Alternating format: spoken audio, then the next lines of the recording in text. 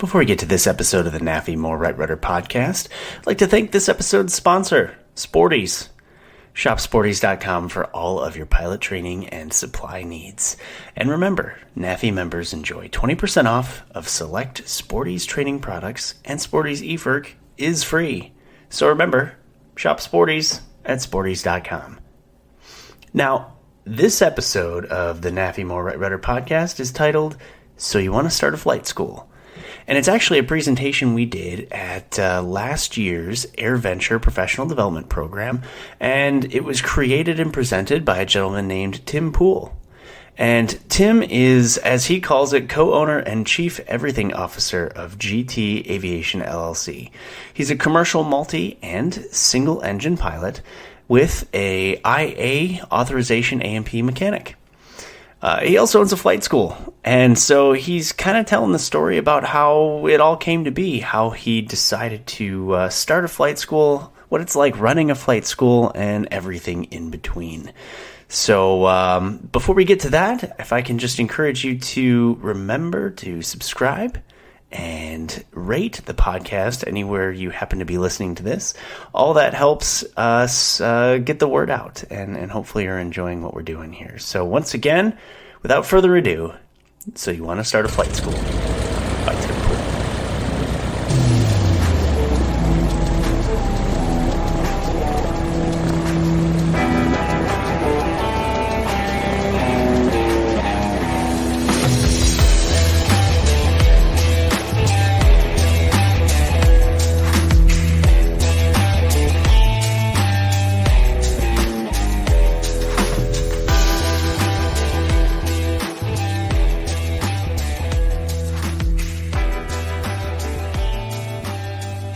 To start a flight school. So clearly everybody here woke up this morning, bumped your head, right, and decided starting a flight school would be a particularly good idea.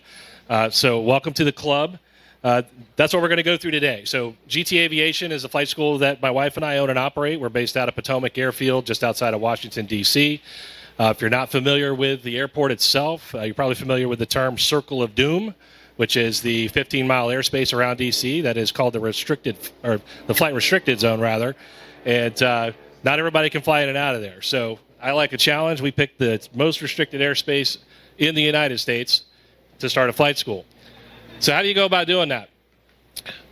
I tell folks, if you're thinking about starting something like a formal flight school versus being just an independent CFI, working with people at your local airport, you want to start with some big questions, and then we're going to break these down, obviously, into the smaller questions, right? So there's lots of small details that come with running any kind of business. It's no different with a flight school. So we want to break these things down as far as we can so that you're thinking about a lot of the right things.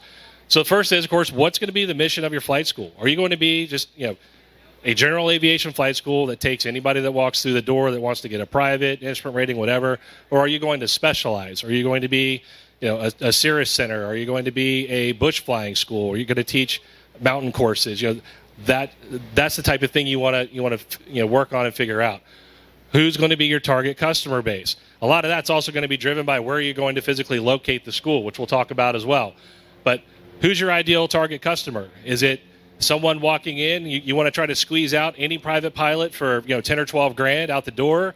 Or are you looking for a higher end client that wants to do private in something like an SR-22? Both types of schools exist, right? So what are you going to focus on? What type of aircraft will I need?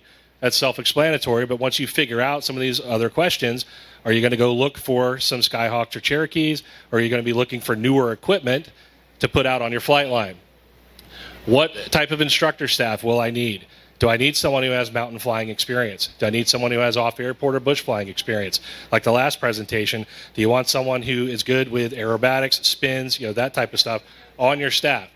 And then, of course, one of the larger decisions you can make, especially in the current climate with flight schools, is you want to stay Part 61, just a regular old flight school, quote unquote, or do you want to go into Part 141 as well, which is an accelerated flight training curriculum, but requires FAA approval and comes with a bunch of other strings. We'll get into all of that as well. So I call those the big questions. So for us, our origin story is I learned to fly at the same airport we're based at now at a flight school that's no longer there. And the experience was so bad, I woke up one day and said, you know what, I can't possibly do it any worse than that. So my wife and I talked about it. And we said, yeah, we'll do it. We'll go buy an airplane. We'll start a flight school. I'm actually not a flight instructor. I've got commercial multi, 1,500 hours, all that stuff. I'm an ANPIA. We'll talk about maintenance here as part of this talk today as well. I'm not a flight instructor. I've never had the available bandwidth to sit down and actually finish. I've started and stopped twice, despite owning a flight school, and get that finished for myself. So I hire folks to do the instruction for us. Our customers, anybody. We don't care. Aviation is a passion for us as a family. So you're coming in the door whether you're a recreational pilot, someone who's looking to fly professionally. We've put a ton of people through to airlines, especially in the current climate. We've put people through to various military, reserve, and active duty slots as well. We don't discriminate in terms of our customer base. We are both a Part 141 and a Part 61 flight school. We also are additionally VA approved, so folks can use their GI Bill benefits with us. And as you can see, our aircraft there, a bunch of Skyhawks. We've got an Aero, Twin Comanche. We use a Redbird Sim as well. And I employ both full-time and part-time staff. We'll get into why that's important as well. Any questions so far? Everyone can hear me okay in the back? Good. Okay. So we are going to play a game as we go through the presentation this afternoon. Bob kind of alluded to it earlier. We're going to play Guess the Aircraft because it's going to get real loud again here in a few minutes. So as I mentioned before, this is the Circle of Doom. So that's Washington, D.C., right there in the middle. It's DCA Airport. And we are this guy right here. So to fly in and out of this airspace, you actually have to be fingerprinted and go through a background check in order to be cleared and then issued a PIN number so you can file flight plans in and out. Every single one of our students has to go through this process. Even if you're not a student and you just want to rent, you have to go through this process. Sounds kind of onerous, right? Like, who would want to do that? Thankfully, over time, the government has really sort of necked that process down and streamlined it as much as possible. So we can actually do the fingerprinting on site now. You don't have to go into a federal building, so on and so forth. So we've done what we can to sort of overcome the inherent challenges of working in an airspace like this. On the flip side of that, we use it to our advantage. VKX, Potomac Airfield, 2,600 feet long by 60 feet wide. It's in a shallow valley surrounded by trees. So lots of sporty landings, lots of crosswind, lots of mid-Atlantic weather. And then, of course, with this airspace, we're talking to ATC on every flight, right? So our graduates, by the time they're done, they've got superior stick and rudder skills. They have absolutely phenomenal radio skills. They're not afraid to start using their license immediately and go wherever it is they want to go. All right, so I talked about breaking the big questions down into the little details. What will I teach? Again, we've talked about that. I won't go into that any further. But aircraft. The aircraft market, in case you haven't noticed, has kind of lost its mind right now, right? So if you're looking for a used Skyhawk, used Cherokee, anything that's 40 to 50 years old, prices have gone up 40 to 50% or more just here in the last few years. So you really have to, pay attention and figure out what it is you want to use in your school and how you're going to go about acquiring those aircraft. Whether you're going to buy, purchase, lease back, we'll get into all that stuff. You're going to have to worry about staff. Who's going to teach for you? If you're not a flight instructor yourself, obviously you're going to need folks that you can bring on board to handle those duties for you. How are you going to handle maintenance? Logistical items, things like, I don't know, do you need to start with an office to become a flight school? We'll get into that. Insurance, we're definitely going to talk about insurance stuff. Location, I showed you, the world's worst nightmare for running a flight school back here.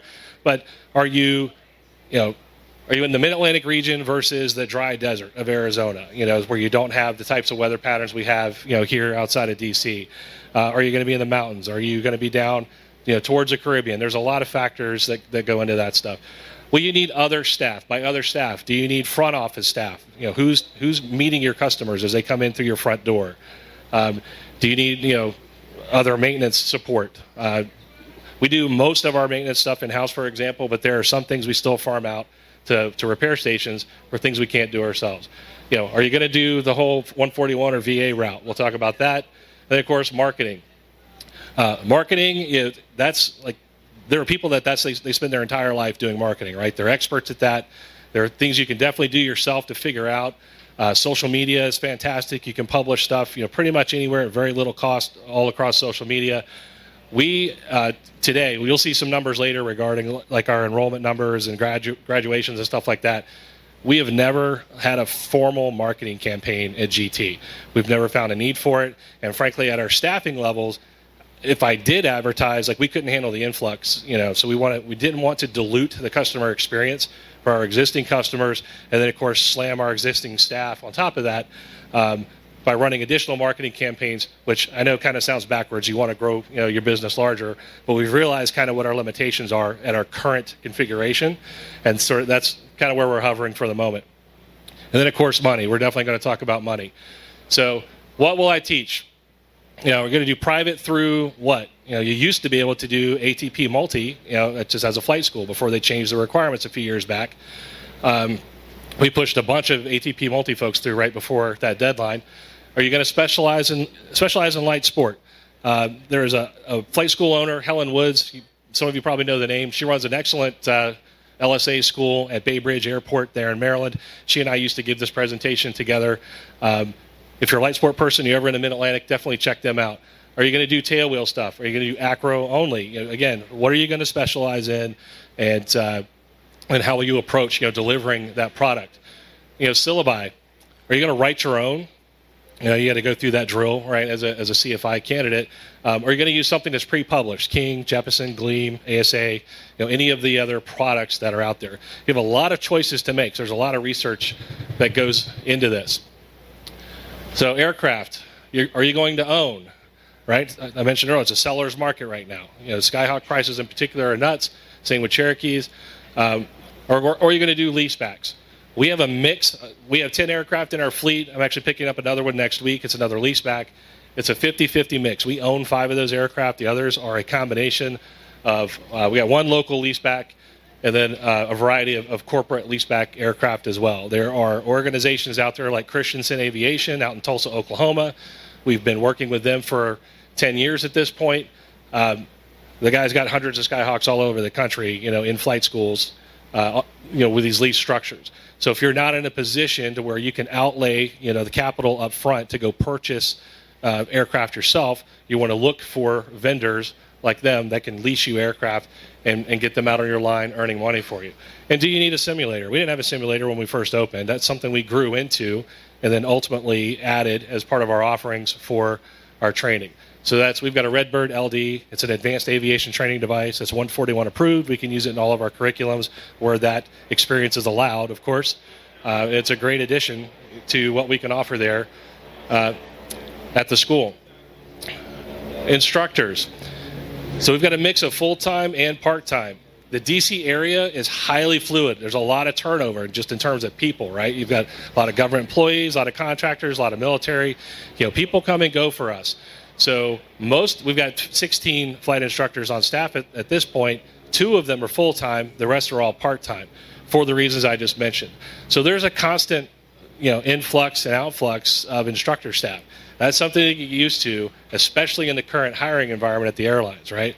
So we grow our own CFIs as well. We've got a number of them that have gone from 0 time coming in the door, gone all the way through, multi-engine instructor. And then as soon as they get to their 15 hours, their apps are in, right? And they get a slot and they move on to the airline. We actually don't have a problem with that. We know that GT is not going to be a career destination for them. We are certainly a stepping stone, but as long as they are a good employee and they are actually, providing the instruction to our standards, we're going to support them in their efforts to move on to the next stage of their career. So we've done that with a number of folks. Are you going to, how are you going to pay them? So that answer is going to depend highly on where you are located geographically in the U.S., right? So our rates in the Mid-Atlantic are not the same rates that are in the South, that are not the same rates out in the Southwest or even the Pacific Northwest. So you're going to want to do some research on other schools in the area, other services in the area, and figure out what you can do to pay your people competitively, not only to keep them, but to make sure that you are getting quality employees that deliver the product that you're trying to deliver. So will they be employees or will they be subcontractors? We have no employees in our school. They're all 1099 subcontractors. We did that for a variety of reasons, which is another talk that's not, we don't have time for today, but that's the decision that we made, right? So that works for us. Liability insurance, of course, we carry liability insurance on everyone that works, for us, the facility itself, all of our maintenance activity, those type of things. And then the one thing I will go into with regards to employees versus subs is workman's compensation insurance. So There's a difference between the IRS definition of an employee, a W-2 employee, versus a 1099 contractor, and then the Department of Labor's definition of an employee versus a 1099 subcontractor. So even though we're paying them, for tax purposes on a 1099, the Department of Labor says, because we're directing everything that they do, we say you use this syllabus, you teach this way, you're using our equipment, that meets the Department of Labor definition of an employee. Therefore, we're required to carry workman's compensation insurance on them. So it's little nuances like that that you have to learn, as a business owner, to make sure you don't leave yourself open, to liability. All right. Any questions so far? I know we're kind of moving quickly here. All right. Maintenance.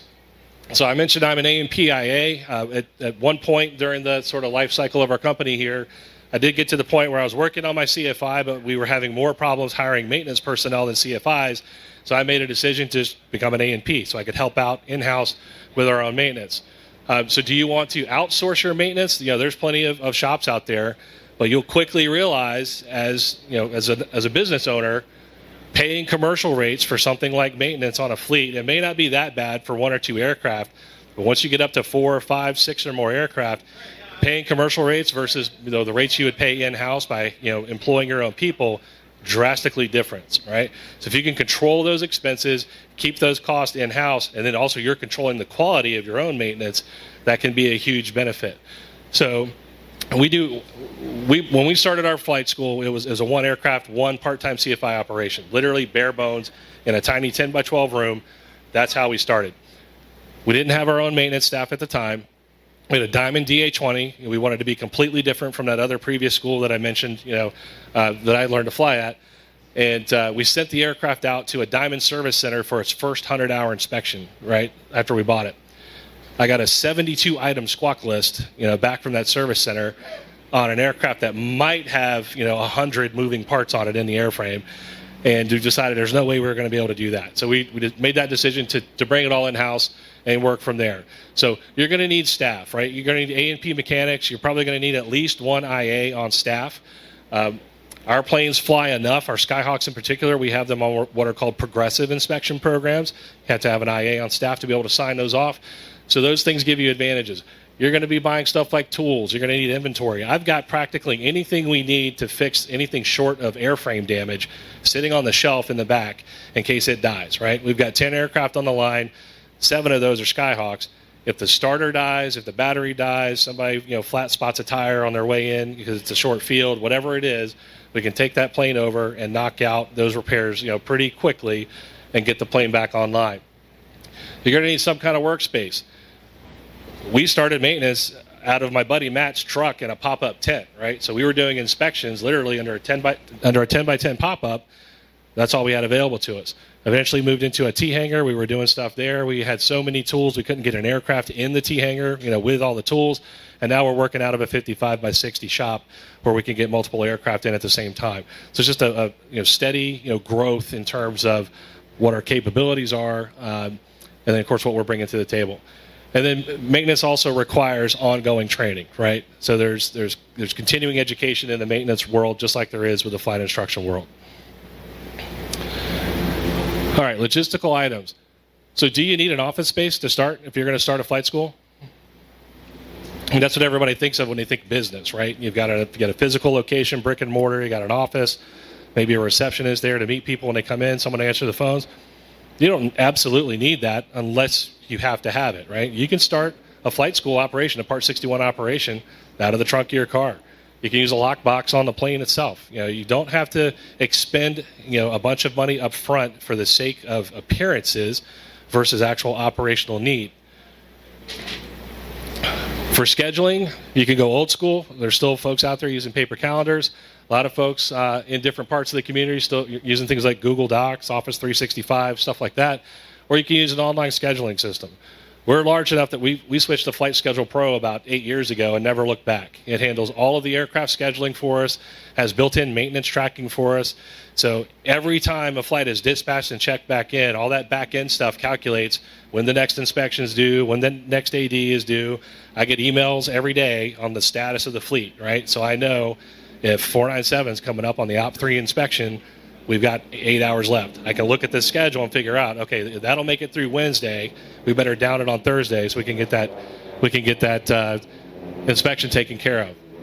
It also gives our customers the maximum amount of flexibility. They can log on from any device anywhere. If that plane's available and their instructor's available, they can make that reservation without having to interact, with someone from our GT staff. Do you need tie down or hangar space? Again, it's going to be airport dependent and dependent upon your needs. We don't hangar any of the flight school aircraft. They're all on tie downs outside, exposed to the elements. Then again, they're all metal airplanes. If you're using a Citabria or a Super Decathlon or something like that, that's going to need something over it, you need to take that into consideration. Also, being as close as we are to Washington, D.C., hangar space is at an absolute premium, so the pricing there is just nuts. So we've made a conscious choice to avoid that, with the exception of our maintenance hangar facility. Everything stays outside.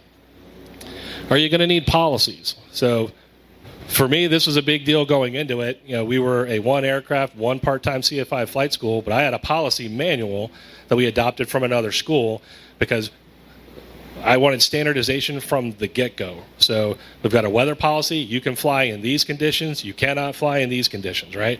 That way that eliminates the gray areas. So if a customer shows up at the airport and they scrub, but the next guy behind them flying from our same school with a different flight instructor walks out to the airplane and they go flying, they're going to look at you like, what gives?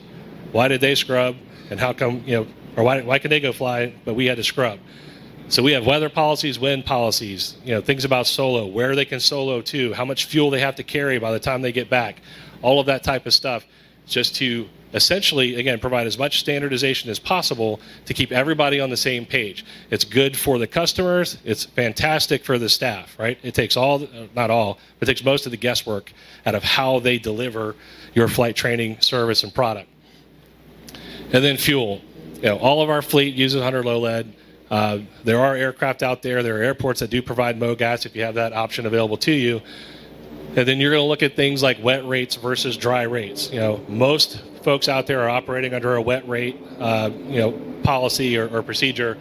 Our airport, actually, you buy all the fuel from the airport, so everything that we do is a dry rate unless it's the VA, because they require wet rates for reimbursement. Any questions so far? Yes. To what extent do you have your CFIs participate in creating or changing policy? Great question. So the question was, to what extent do you have your CFIs participate in the creating or changing of those policies? I work all of that through our chief flight instructor. So anytime we do a review or something has happened that necessitates us to review our policies, I push that to the chief flight instructor. I tell him to pulse the staff, get their feedback, and then he will compile their feedback and give it back to me. And then I'll weigh in as the owner. It sounds like you're the owner and you make all the decisions, but I try to push it out to the lowest level possible because they're the ones out there doing this every single day, right? As far as that goes, for maintenance, I'm an ANPIA on my own staff in the flight school. I've got a separate ANPIA who's actually our director of maintenance. He makes the final call because, again, I don't want the what's the word I'm looking for? I don't want the appearance, right, that as the owner, I'm like, nope, get it in the air, right? If there's an actual airworthiness issue, he has the final call. And I've never overruled him, on anything like that. So we've made a lot of purposeful decisions along those lines to make sure everyone at the lowest level has that input, and then we incorporate those requests or those changes where possible into how we operate the school. All right, let's talk about insurance. So you're going to need, as a flight school operation, you're going to need commercial insurance. Okay, it's a commercial activity. That policy is going to cover, your aircraft, your staff, and your premises. The rates are based on the type of activity. So the rates for the instruction activity are different versus the policies that cover like our maintenance hangar and the activity that goes on there. Also based on the whole value of the aircraft and loss history. And it's just more expensive. It's a commercial policy versus a private policy that you would get as an individual owner. Now, if you're a one-person CFI flight school, Part 61 school, if you're instructing in your own plane, or if you only intend to provide instruction in owner-provided aircraft, there are policies out there for that are not as expensive as these larger, overarching, commercial policies. But it's still something you're going to want to look into to protect yourself should anything happen. We require renter's insurance. Renter's insurance, covers these incidents due to renter or student negligence. You can determine for yourself what coverage levels to enforce. A lot of schools that are out there, I've talked to many of them, they require renter's insurance, but they only require the $1,000, like the minimum, policy level to cover their insurance deductible in case of a claim. Well, that claim is still going on the school's insurance policy, and depending on how that policy is set up, their insurance may turn around and subrogate against that renter or student, right? If the student turns around, they had an accident, it happens, it's a training environment. Let's say they prop strike an airplane, 30 grand later, you've got a rebuilt engine, repaired airframe, whatever the ultimate damage was. If they turn around and the insurance company turns around to sue them for that, $29,000, that the $1,000 deductible didn't cover, that's going to be a bad experience for them, right? So we require the renter's insurance. Our insurance company enforces that as well. This has actually worked in our favor multiple times because things do happen. All right, let's move on here. So location, kind of hinted around this as well. So does your local airport already have a school? Are you going to be competing with someone? So I opened and started competing directly against the school I just graduated from, and it worked out. So the thing to hear though is how will you be different or competitive? So the guy I learned to fly with, very old Skyhawks, very minimally maintained, ramp eyesores, if you will. So we bought a Diamond DA-20 just to be as polar opposite as we possibly could be, out on the ramp and give the patrons at VKX something different to fly. If they don't already have one, or even if they do, work with airport ownership or management to strike some type of deal or agreement to get you in there. So for us, we negotiated space when we eventually expanded space to take over like the main pilot shop in the lobby building there. We worked out deferred rent so we could actually get it fully renovated, looking new, that kind of thing. So everything's open for negotiation. Definitely have those conversations, get to know those folks, and build those relationships because those relationships are going to help you, throughout your time as a business owner. Are you going to relocate to open a school? Maybe there's not enough actual just business, where you're currently located to support a flight training operation like this. So are you going to relocate somewhere where there is enough foot traffic, pilot density, whatever it is, to have people coming through the door to help you build a successful business? We've talked about geography. So, coastal issues, mountains, seasonal weather, all of that plays a factor into this. We're dead right in the middle of the mid-Atlantic. We normally have, mild winters, several inches of snow, blah, blah, blah, blah, blah. So we'll face a few days of winter, of shutdown. We'll get some snow. The airport owner doesn't plow the runway. It's only 2,600 feet long. It normally melts within 3 days, that kind of thing. So we'll be shut down for a little while. This spring, for whatever reason, we had some of the nastiest winds as fronts moved, back and forth for like 6 weeks nonstop. We were shut down quite a bit. So it just depends on, where you're located and what those types of seasonal issues, will have on your particular business. Excuse me for one moment.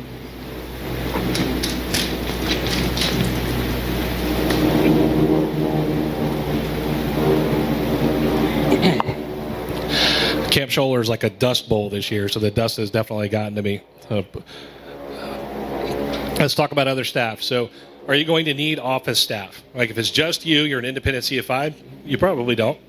But if you're going in, from the beginning, formal flight school, office space, you want someone there to answer phones, whatever the case may be, who will do that for you?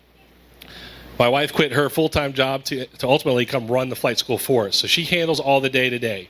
She's there. She's dealing with scheduling issues, people calling in, what have you. We've gotten so busy over the last 2 years, especially with the hiring frenzy going on with the airlines, that we actually have remote admin people now supporting her as well. It got to the point where the phone just would ring nonstop for a variety of different questions all the time. She couldn't get her actual GT work done. So we farmed some of that out. We also use some of our customers. We've got younger folks that are in high school, some in college. They come in, they work weekends for us. They know our system because they're flying with us, right? So they know how to answer those questions. They know the rates. They know how we conduct business. So they make, for good administrative help as well. Do you need an accountant, right? There's money involved. So if you're a do-your-own-taxes kind of person, fine. But maybe you want to consider at least some outside, financial or tax advice as you're getting this thing off the ground and, of course, as you go. And then, of course, who's going to be the chief cat herder? because you're going to grow to a level of activity at some point where it's nonstop all the time, particularly in today's environment. Just this past week, my wife has been texted at 7:15 in the morning. I've been texted at 11:30 at night. Like you can never unplug once you get to a certain level of activity. So we do try to get our customers to understand, some boundaries. But we've also made a decision. In the one case, it was someone who was stranded. They landed somewhere, couldn't get the aircraft started. There's no services. We're not going to leave them, at another remote airport and tell them to figure it out. So we've done all of those things. Like I've driven 4 hours round trip, to go pick somebody up, and then flown back the next day to fix the airplane. Just all depends on what's going on. All right. So FAA, 141 and VA stuff. So if you want to be a Part 61 flight school, there's very little FAA involvement, right? The regs are clear. You know what you have to teach. You know what requirements that candidate has to meet in order to go to a check ride. You can basically do it, for a lack of a better term, however you want, as long as they meet the requirements. Part 141 is a bit different than that. So there's a lot of FAA involvement. So you're going to reach out to your local FSDO, let them know you want to become a 141 flight school, and they're going to send you some paperwork. There's a shocker, FAA and paperwork. So you're going to fill out some forms. Here's what we want to teach. These are the courses we want to teach. These are the syllabi we're going to use. Here's the aircraft we're using. Here's the airport we're going to locate this at. Here's the classroom facilities that we're going to use to do this. It is in detail. It's a lot of information. All that has to be placed into what are called training course outlines, or TCOs. You write one of those for every course of instruction. Private, instrument, commercial, multi-commercial, whatever it is, you're going to have a document for each one of those. You're going to go through an initial inspection from the FSDO. They're going to come out, check out your space, go through all your documentation with you, make sure you're doing all the things that you said on paper you were going to be able to do. And then they're going to issue what's called an initial certificate, initial 141 certificate. You then have 2 years, 24 months, to graduate 10 different people from any combination of the TCOs that they approved. All right? If you don't graduate a minimum of 10 people in that first 2 years, they don't renew you. They put you on a 6-month, hold, basically. And then at the end of that 6 months, you can reapply for another provisional certificate, initial certificate. If you do meet that graduation requirement, then you go on a normal certificate at that point, and then you just do your annual reporting and your biannual renewals with the FSDO to keep that certificate active. There are initial and recurring inspections. They're going to come out, minimum, at least for us, it's minimum twice a year, sometimes 3 or 4 times a year. They want to see your paperwork. Are you keeping all the records you're supposed to keep? Are all your training records being kept up to date? If they're in a 141 program, up to the last lesson that they took, there better be notes on a training document somewhere. We use King Schools, the Cessna curriculum, CTA, their online portal. Everything's tracked electronically in there. So I actually just gave the FSDO a read-only login so they can log in whenever they want and just see how everybody's doing. And that seems to have satisfied them for now. You're going to have to find a chief flight instructor. 141 has specific requirements for both chief and assistant chief flight instructors for your school. In this environment, unless you find that person who is retired, they've been teaching for a while, they're just looking for that part-time gig to keep their head in it and do some flying, that's the ideal candidate, right? But maybe you find them, maybe you don't. If you're doing this for yourself as a business, maybe you meet those quals and you can be the chief of your own school. That's really the preferred result, because then you don't do what I have to do, and I'm normally trying to hire a new chief every year to 2 years due to turnover, right? So finding someone that has those quals is of paramount importance. And then the last bullet, based on all these other comments, is, of course, it's just a higher administrative burden, right? It's more paperwork up front. It's more paperwork that's ongoing. You got the FAA coming out to pay you a visit every now and then. Most of those guys are cool. Some of them aren't. Yes, I said it. It just depends on, on what it is. All right, any questions about this? All right, so the VA on top of that, so the Veterans Administration will allow vets to use their GI Bill for vocational training. Flight instruction qualifies as vocational training. In order for you to become a VA-approved flight school, you have to first be a 141-approved flight school. So they're only going to approve use of GI Bill benefits at 141 schools because of the structure involved. They know you have an actual published curriculum you're going to use. There are graduation requirements, all of those things. So it's one step before the other. You're going to apply to your state approving agency, along with your 141 documentation to say, we want approval to accept GI Bill benefits, and then that's another entire administrative process with that agency where you're filling out paperwork. They come out to inspect you, inspect your aircraft, and then you pop out the other end of it, and now you're a VA approved school as well. So we talked about marketing. So how are you going to get the word out about this new school of yours? How are you going to differentiate yourself from another competing school, maybe at the same airport? At our airport, there's two schools. There's us, and there's Columbia Training Center. Neither one of us advertise. We've got enough foot traffic and just organic growth just due to our proximity to DC. Google results are good, all that type of stuff, that neither one of us really advertise much. There are other airports in the DC area where there's 5 flight schools on one airport, right? So what are you going to do to differentiate yourself and market to get the word out? You consider having a website. Certainly leverage social media. We make Facebook heroes out of all of our solos, all of our check ride, completions, all of that stuff. Are you going to use local print or electronic advertising? Pluses and minuses to each of those. A lot of folks still, open house is always a good thing. Cookouts, just when we do these things, we try to do them once or twice a year. We've been so busy. Frankly, we were very lax in this past year. But invite everybody. Our airport is actually in the back of a neighborhood, so that's awesome. Like, the neighbors really love all the aircraft noise. So we put the notice out and just come on down, meet the folks at the airport, and open it up to them. Are you going to conduct seminars? A lot of schools will do this as well. Rusty pilot seminars, things like that, just to get more people, coming in your doors to become aware of you and the services you have to offer. And then, of course, there are places like Oshkosh, of course, but there are other business events in your local area where you could set up a small booth and begin to advertise your services and products within your community to help raise that awareness. All right, so here's the big one, money. So what's the best way to make a little money in aviation? Start with a lot, right? So it's a joke. A lot of people talk about it. It can happen to you if you're not careful. So my only advice in this is, again, it's going to depend on how you approach starting a flight school, for your specific circumstances. We did this with some of our own money that we saved. We made a promise to ourselves, it's going to pay for itself from day one, or we're going to pull the plug. Like, we weren't going to risk our retirements. We weren't going to risk our 401ks, whatever. Some folks will go out and they'll find a lender to underwrite, a loan for, an initial business loan, whatever that might be. Whatever works best for you, you have to make that decision for yourself. What I have found, though, particularly in the early years, controlling your expenses is as critical, if not more important, than all the other stuff you're going to be spending money on that first year. Even the marketing stuff to get the word out. I talk to new business owners, not just in aviation. Through my other, I also run a full-time cybersecurity company as a federal contracting company. Talk to folks all the time. And they go to trade shows and they've got the biggest booths and everybody's got shirts with logos or whatever. And they're losing money, right? And it's like, I know you got to get the word out, but how much money are you spending on this other stuff that could be going to more operationally critical things? So there's always a balance to be had there. But like I said, my advice is to try to control your expenses to the extent that you can.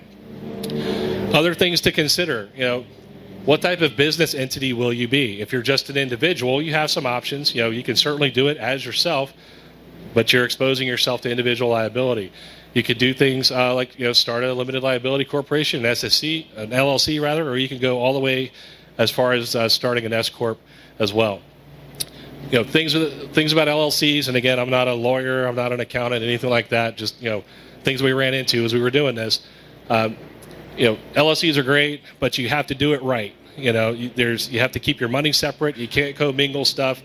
As soon as you do that, the one time you do it, you lose the advantages of that corporate veil. And then if something were to happen and you get sued, they can still come after your personal assets. So again, you're going to want to talk to some experts, get their advice, figure out what solution works best for you. All right, quick guess. What is that? What's flying? T6. There we go. All right. Trade names or doing business as, you may have, in our case, we already had an LLC registered with the state for some consulting work I was doing.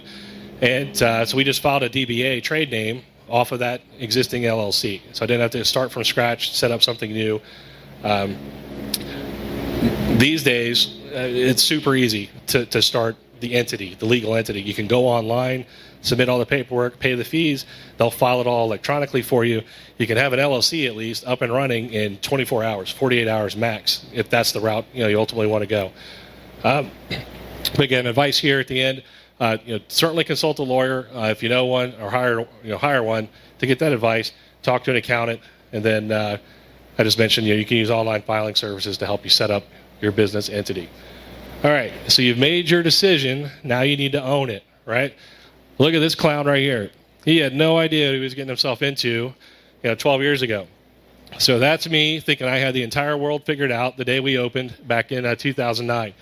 So we had that airplane, our one part-time CFI, and everybody looking at me like I was nuts. It was 2009, middle of a recession. We're in the worst airspace in the United States for doing this kind of stuff. And like I said, don't tell me no, because I'll figure out a way to do it. So despite being such a small business entity, I'm the president of the company.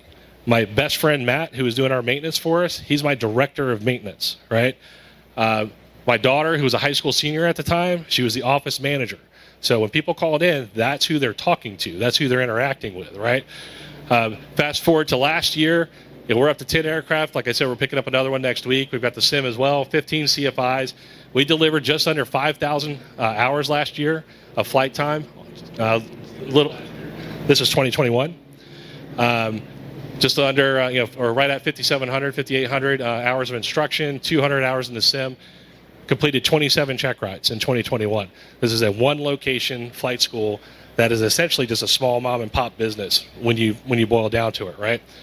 So, and my last bullet here, me personally, I don't care if you have one person, 10 people, 100 people in your company, you act like you're a major corporation, right? So you call and you establish these relationships with your vendors.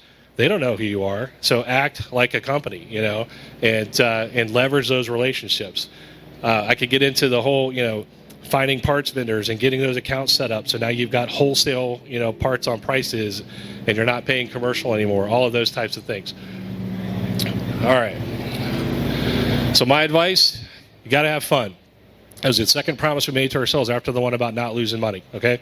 So if this becomes not fun, you're not going to enjoy doing it, and the company itself is going to suffer, all right?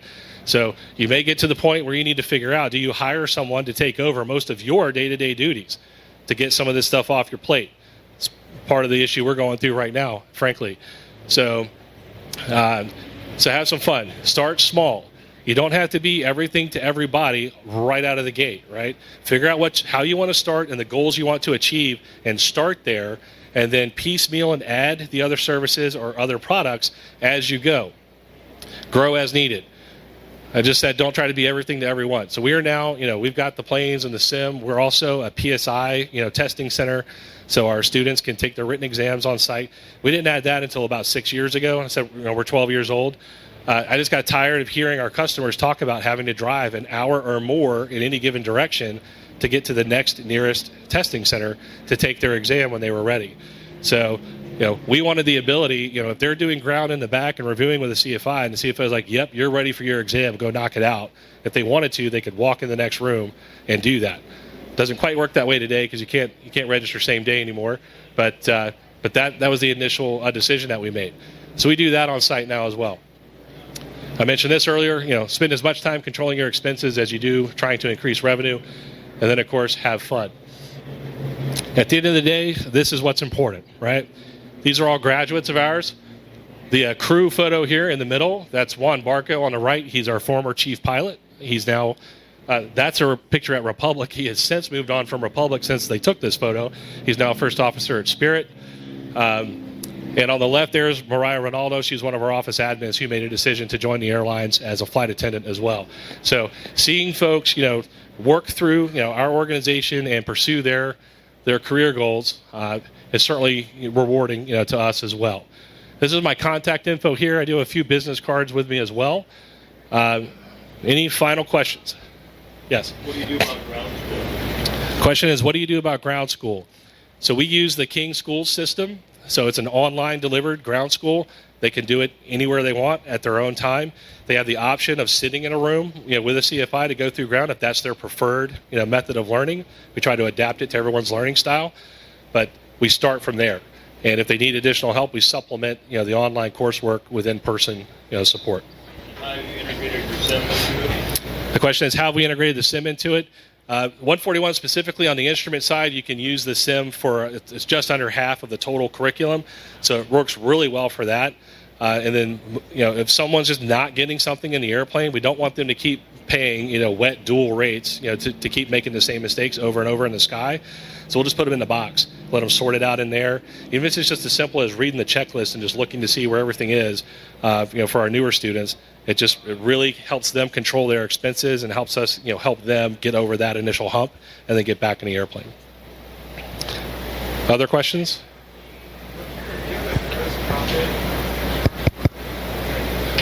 A gross profit benchmark for training, like as much as possible, right? So when you look throughout the industry, people throw around a bunch of different numbers. I've heard some schools say if they hit 5%, they're happy. 10%, whatever. We're well north of 10%, to be honest. But it's through a lot of hard work. Like I said, we do a ton of work controlling our expenses day after day, right, to help keep that profitability up. But then, of course, also trying to make sure we're paying our people well and keep those customers coming through the door. So a lot of it is minimizing downtime on aircraft, frankly. The more the aircraft are up and available, the more people are going to fly them. I think I had one hand over here. Yep. So I like the idea of the niche to stand out like you started. Yep. I'm actually looking at potentially a light sport tail dragger, but my question is, obviously you went away from the Diamond. Was that a good experience? Obviously you went to the vanilla Landomatics. Yep. Probably from a business standpoint. Do you still have the Diamond, or do you? We don't. I guess how'd that experience work out, I guess? Yep. So initially it was great, right? It was the differentiator we wanted to get the school off the ground, but it was one aircraft and it was all we could afford at the time. So a student would break it, and then our one aircraft was offline for X period of time, and no one else could fly it, right?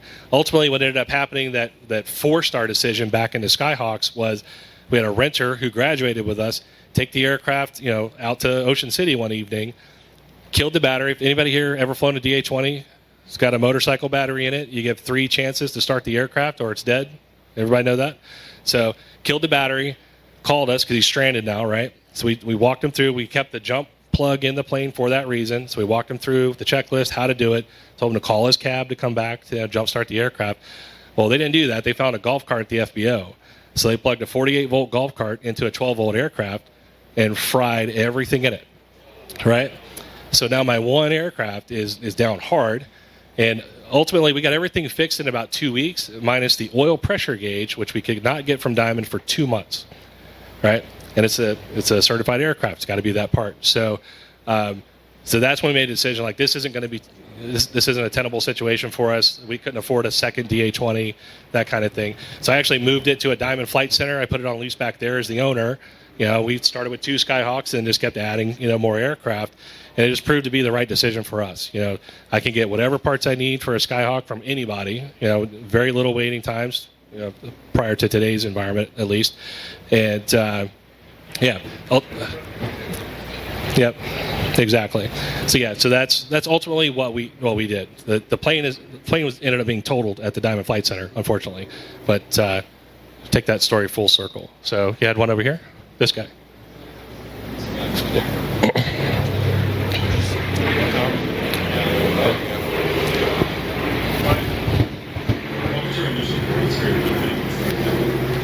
Initial goals, what? What were your initial goals for your company when you started out? Did you want to go to 141 in the end, or did you want to stay 61 and expand? Yeah, so I can't understate like how bad my experience was from a customer perspective at the previous flight school.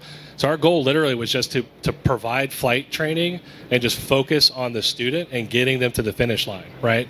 So we just started there. It was that simple. And then once we had that first year or so underneath our belt and sort of grew into a comfort level, right, providing flight instruction. Because again, I'm not a flight instructor, had no aviation experience. I've done all kinds of federal contracting work and all that stuff.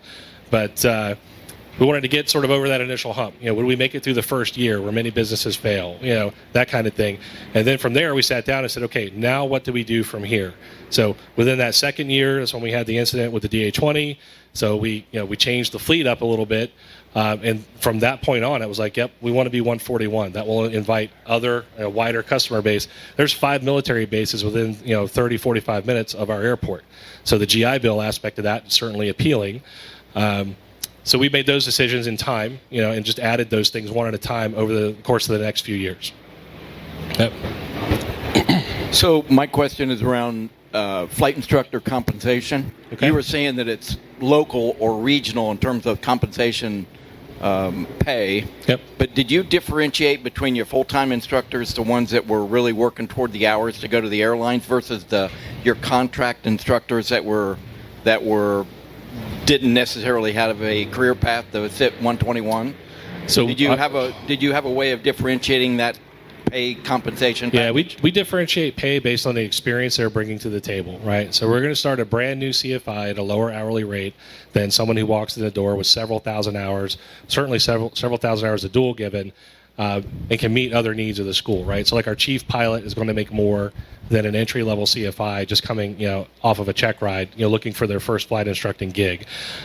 That said, that's not a very wide band, at least at our school. But we do move them, throughout that band as they earn additional ratings or take on additional responsibilities, whatever the case may be. Okay, last question here. Hi. Time builders. We fly a lot, but we want it as cheap as possible. Is it a good clients for you? Is it a good Clients for a flight school. Client. I'm sorry, I don't understand the question. Line, like flights. Client, the time builders as a client. Oh, as a client. Okay, sorry. We do. We have plenty of those as well. And even, our flight instructors are doing that as well, right? So they're doing a lot of that through dual, but they're also building time, in other means as well. So yeah, you have to figure out to meet your customer base's expectations, right? A student pilot's going to have different needs than a time builder, than someone who is going to try to go, to an airline or something like that. And we grew our fleet to a suitable size to give us the flexibility to do that. So, a lot of places, they'll charge a minimum, like if you want to take an aircraft overnight, they may want a 4 or 5 hour minimum because you're taking that aircraft offline, right? We only charge a 2 hour Hobbs minimum per 24 hours. Very reasonable because we want people to use the aircraft and we want them out using their certificate once they graduate. So that's just those are decisions we have made. And to me, if you want to come in and rent an airplane and time build, that's no different to me. Those are your goals. So we're going to provide a service to help you meet that goal.